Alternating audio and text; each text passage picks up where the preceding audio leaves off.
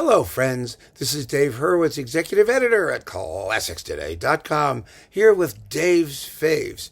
Now, some of you have been asking me to do a repertoire talk on Haydn's The Creation and the Seasons by implication, and I really am working on it. I promise you that. But in the meantime, I want to do this Dave's Faves on The Creation because it's such a great work, and I love to talk about it. And I don't want to keep you hanging.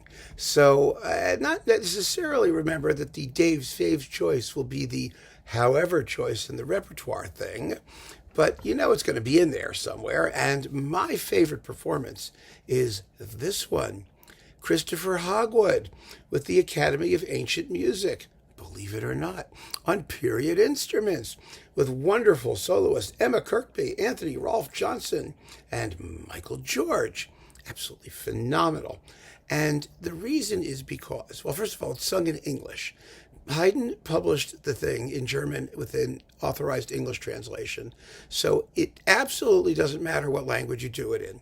Although I can well understand some people preferring it that in one or the other, obviously. And I do think it's good to have a version in German as well.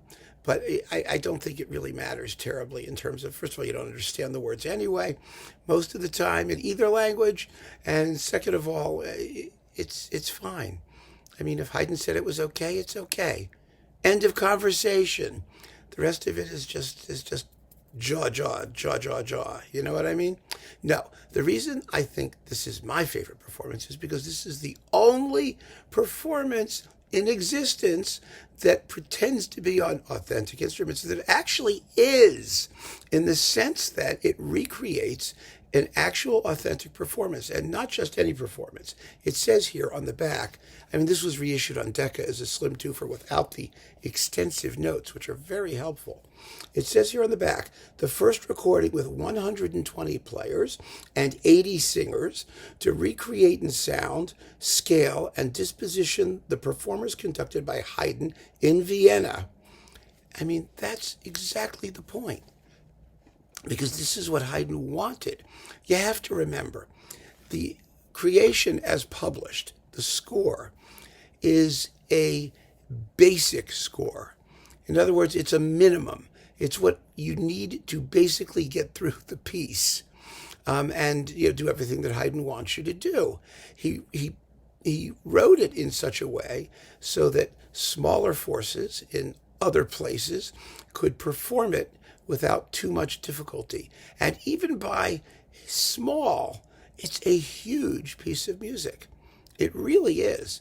It's for, double winds all the way through, and 2 horns and 3 trombones and contrabassoon, and it's not a tiny work, even by the standards of Haydn's day. On the other hand, what he wanted ideally was what he got in Vienna, because you've got to remember, he was performing for a room, in a room that held maybe, 1,000 people, something like that. Who knows exactly how many could cram in there, but basically about 1,000 people. And for 1,000 people, he wanted forces that would make Gurrelieder look small. I mean, a 120-piece orchestra. We're talking Mahler-sized orchestra. And it's fascinating to see what he needed. And it's also fascinating to note that most period instrument performances completely ignore this. They always go for the small forces. Why? Because of money. The issue is only money. And also possibly on recordings, it doesn't matter so much because, the microphones make it sound bigger than it really is. But to do these tiny little performances on disc when we know that what Haydn wanted was this. Have a look at this. I'm holding it there. Can you see what you get there? You have triple winds. That's 6 of everything. 6 horns, 2 sets of timpani, 4 trumpets, 5 trombones. And all of this is behind the chorus, the 80 singers who are arranged antiphonally on either side, like this. I mean, it's extraordinary. And the parts are extant. We know what was actually used. So, and the strings, my God, you've got 18 first violins, 18 second violins, 18 violas, 18 cellos, and a dozen basses, 6 on each side. It's extraordinary what Haydn wanted, what he expected in this music.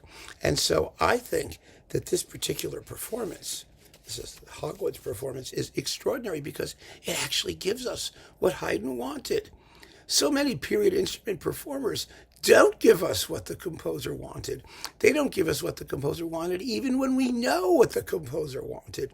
But here, at last, there were enough people, enough performers on period instruments to be able to assemble an actual performance. It's very similar in its way to, Macaris's version of Handel's fireworks music, with 20 oboes and all that stuff that he did, where we finally managed to get a sense of what the sound of the thing might be in the composer's ideal conception.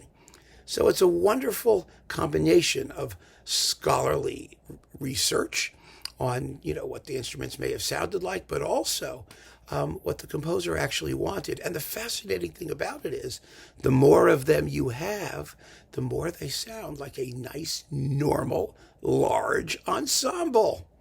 Fabulous, warm, enticing, big, bold, majestic. And the performance is thrilling. Hogwood leads a great performance. He knew that this was a special event, and so he turns it into a special event. Yay!